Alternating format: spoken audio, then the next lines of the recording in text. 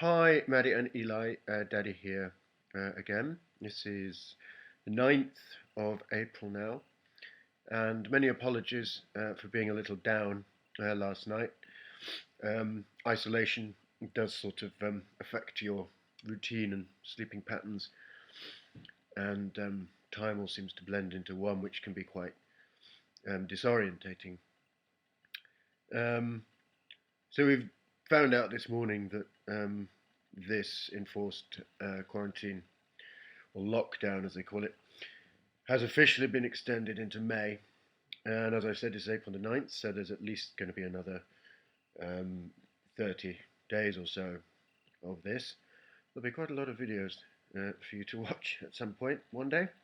Anyway, I was mulling over this morning in bed alternative names that I would have preferred for the outbreak. Because coronavirus, corona from Crown, has a certain ring to it. I don't mind coronavirus, it's sort of okay. Covid-19 has no ring to it whatsoever. Don't like it.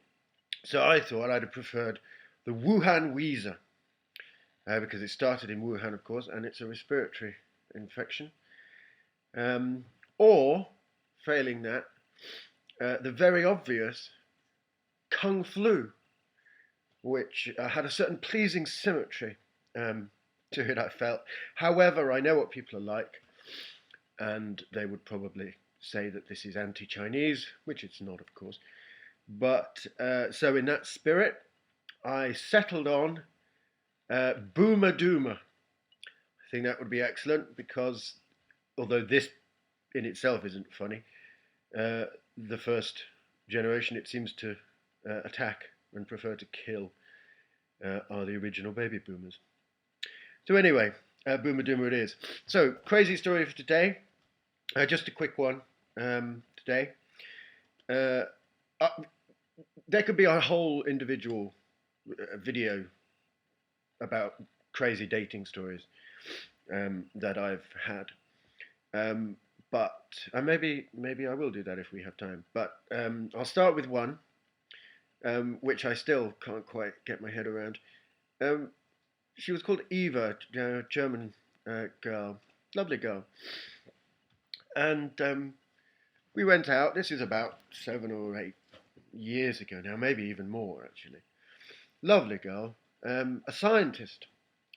She worked in a lab, and she had an allergy to latex.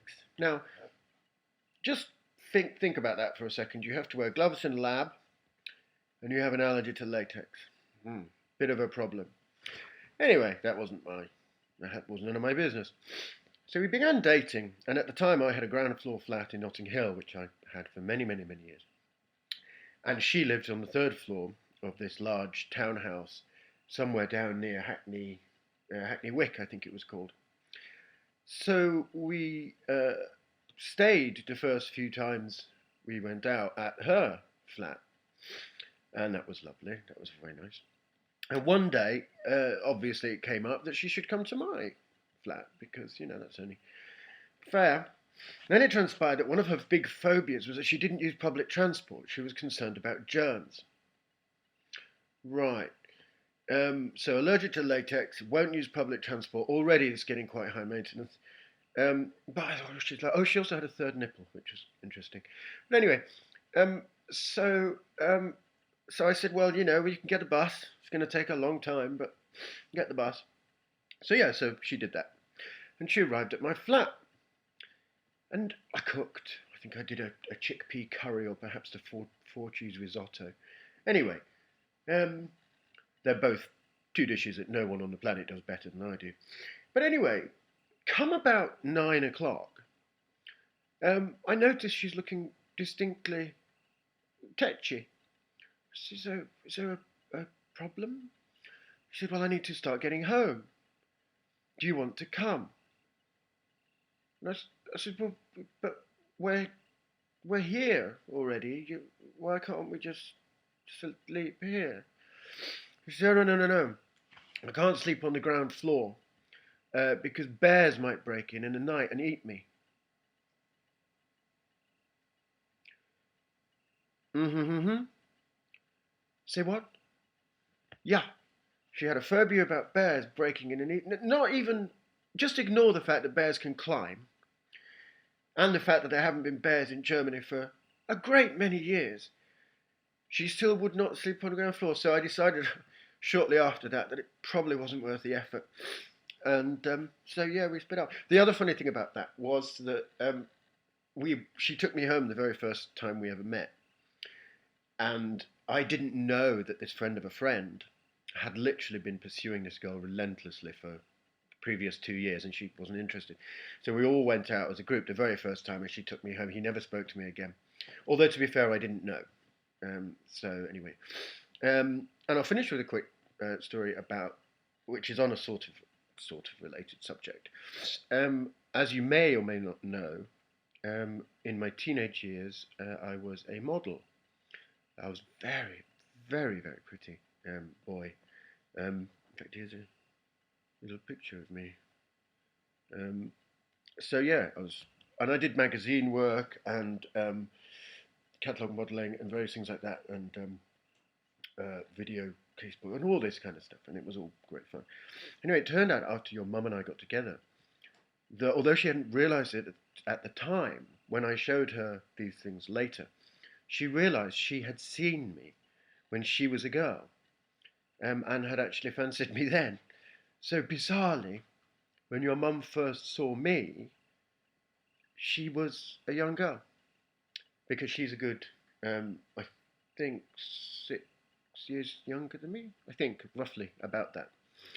But anyway, yeah, so the modelling was great fun and led to all kinds of things and meeting loads of celebrities. And I ended up dating in the mid-90s, ended up briefly dating one of the Spice Girls, which was interesting. I won't say which one on here, but I'll give you a clue. It wasn't David Beckham's current wife. And yes, and one of the saddest things I think about having the whole cancer treatment, which I talked to you about the other day, was that I didn't mind losing my hair. Although one of the strange things that they don't tell you about chemo is that you don't just lose the hair on your head and this, and not all the hair on your body. You keep quite a bit of that. But the hair in your nose falls out, which means your nose constantly runs, which ironically reverts you back to being a snivelling baby. That's what I felt anyway when I was having chemo. But the thing that most upset me was that it really, really destroyed my teeth. And it was such a shame because obviously as a model, I had beautiful teeth. And now I just don't, there's not much point because they're still deteriorating even after all this time. I've been to dentists, but there's not much they can bother doing now, and it will cost so much money to fix them. But anyway, so I don't want to finish on a negative note. So yeah, chin up and stay strong and well, of course, and healthy. Eat lots of lovely meals, and Daddy loves you always.